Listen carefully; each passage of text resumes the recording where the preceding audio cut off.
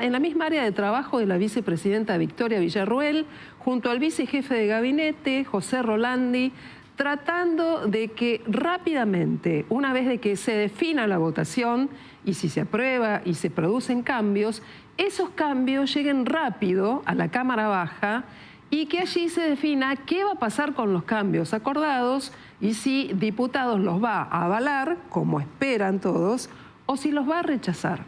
Y ese es un punto muy, muy importante. Esta vez el gobierno trabajó con una estrategia en espejo. Hay mucha tela para cortar, ¿sí? Esta jornada es muy particular. El debate y la calle y la expectativa política para el gobierno de Javier Milei. Por eso me gusta mucho saludar a Carlos Fara, que es analista político, con quien solemos pensar aquí en Noticias a las 20:30 todos estos temas. Carlos, ¿cómo estás? Buenas noches. ¿Qué tal? Buenas noches, ¿cómo estás? Sí. Bueno, ¿llegará finalmente el día para la libertad avanza? ¿Llegará finalmente después de 6 meses para el presidente Javier Milei esta posibilidad de avanzar con estas dos herramientas? Bueno, mira, creo que estamos más cerca que nunca. Me parece que lo que ustedes estaban comentando justo antes del corte respecto de modificaciones que el gobierno sigue aceptando a la ley es porque el gobierno ha llegado a la conclusión, yo creo que hace bastante tiempo, respecto a que es mejor alguna ley que ninguna ley, ¿no? Digamos, me parece que tiene que ver con moderar el espíritu reformista y poder avanzar en un hecho político concreto, digo, además del contenido, que es el hecho de tener una primera ley aprobada. Tal cual vos decís, efectivamente, si se aprueba en el Senado, aún con reformas, pasa a diputados. Si diputados llegase a decidir insistir con el texto original, pues entonces todas estas negociaciones habrán quedado más como una anécdota de la política. Pero bueno, digamos, el proceso todavía le falta. Cuando llegue a diputados con modificaciones seguramente pasará por comisiones. Luego, sin ir al recito, todavía tenemos un derecho para discutir sobre este tema, ¿no? Ahora, Carlos, ¿qué significa para Javier Milei, que está allí a punto de viajar a la cumbre del G7, que no ha conseguido hasta aquí ninguna ley, que está siendo por parte del Fondo Monetario Internacional interpelado ante la necesidad de mostrar avances de consenso político en la Argentina, que estemos en este ida y vuelta con estas iniciativas? Bueno, a ver, el Fondo Monetario, para tomar lo que vos decís, hace mucho tiempo que le pidió elegantemente a Milei que esto necesitaba tener suficiente consenso político, porque si no, es pan para hoy, hambre para mañana, ¿no? De vos votás una ley con poco consenso o utilizás un decreto de necesidad de urgencia, mañana otro Congreso te lo voltea y empezás de vuelta. Entonces me parece que el tema gobernabilidad y necesidad de consensos políticos es absolutamente fundamental. Creo que el presidente fue haciendo un aprendizaje entre esos primeros 3 meses que se lo podía ver más dogmático, los últimos 3, está cumpliendo los 6 meses ahora, claramente ha hecho un giro mucho más realista. Me parece que eso obviamente tiene todo que ver con el ascenso político que tuvo la figura de Guillermo Francos. Y insisto con el punto, creo que es un gobierno que ha entendido que una cosa es el ímpetu de cambio y otra cosa es una realidad política, teniendo en cuenta, recordemos, que es el gobierno parlamentariamente más débil desde el 83 y que además se enfrenta al sistema político más fragmentado de los últimos 40 años. ¿Y qué mirada tenés a propósito de la forma en la que sube la intensidad del discurso político cuando se emiten los comunicados de la oficina del presidente? Hoy, Carlos, por ejemplo, se habla de grupos terroristas que salieron a la calle, que quieren perpetrar, luego corrigieron y han puesto perdurar situaciones de golpe de Estado, grupos políticos que en realidad están jugando contra la gobernabilidad. Esta escalada en la dialéctica, ¿qué representa? Mira, creo que representa un intento del propio gobierno de no mostrar debilidad y que no le están de alguna manera como doblando el brazo en la negociación parlamentaria, cosa que digamos, es absolutamente legítima, tampoco, digamos, es una situación que uno pudiese describir como de gravedad.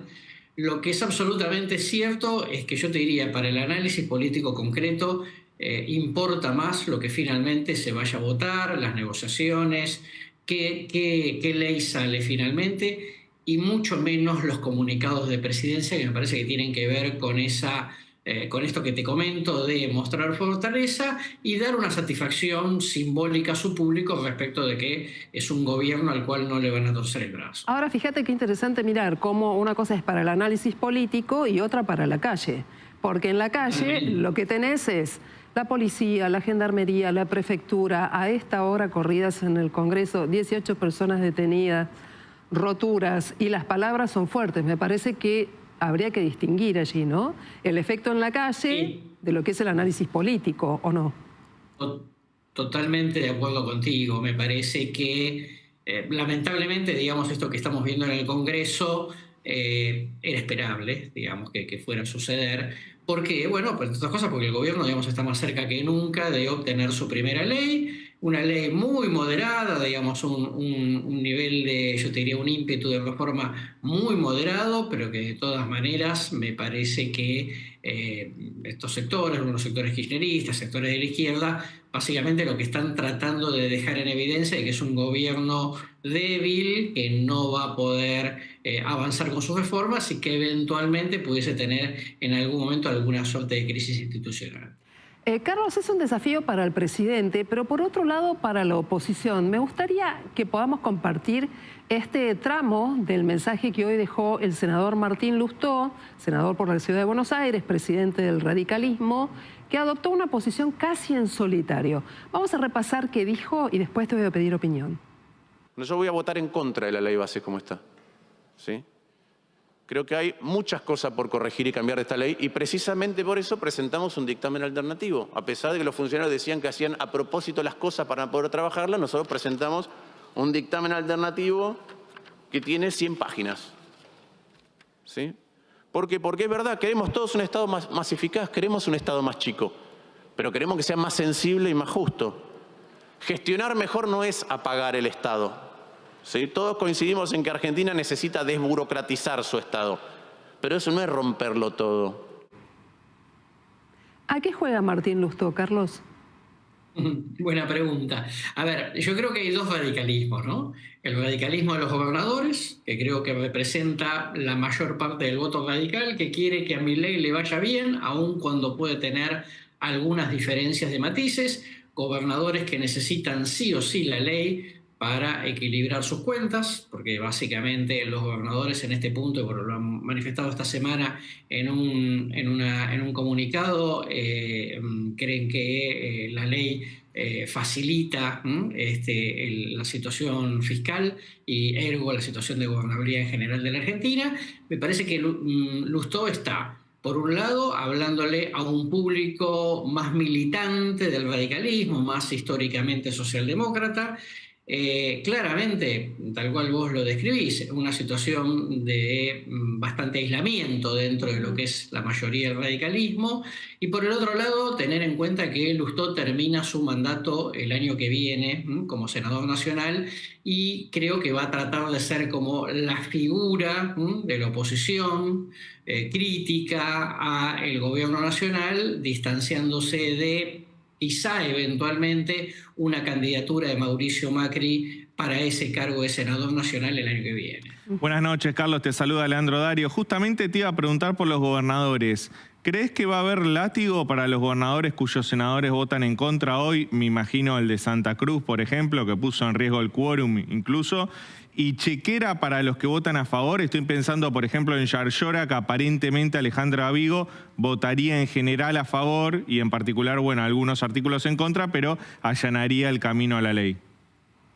Mira, es probable. Hasta acá, como el gobierno no tenía mucha autonomía de herramientas financieras, entonces ha sido restrictivo con todos, ha negociado paquetes de obras públicas con varios gobernadores, Cornejo, el gobernador de Córdoba, el gobernador de Santa Fe.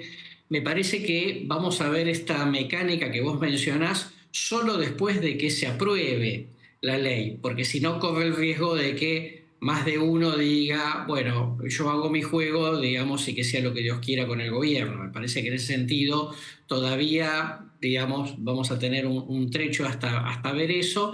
Y por el otro lado, también tener en cuenta que la película, aún cuando se apruebe en unas semanas, finalmente esta ley bases, el paquete fiscal, la película sigue porque el gobierno necesita hacer otras reformas que ya estaban en la famosa ley ómnibus de enero, febrero, y que por supuesto, digamos, en esta instancia no pudo avanzar. Fara, muchas preguntas esta noche. Queremos saber si, más allá de este escenario de tensión en la calle y las negociaciones en el Congreso, se puede decir que el presidente tiene la gobernabilidad garantizada.